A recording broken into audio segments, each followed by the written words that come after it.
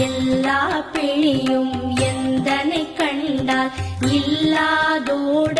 நீ என கருள்வாய். ஈரேழ் உலகமும் எனக்குறவாக ஆணும் பெண்ணும் அனைவரும் எனக்கா மண்ணாளரசரும் மகிழ்ந்துறவாகவும் உன்னை துதிக்க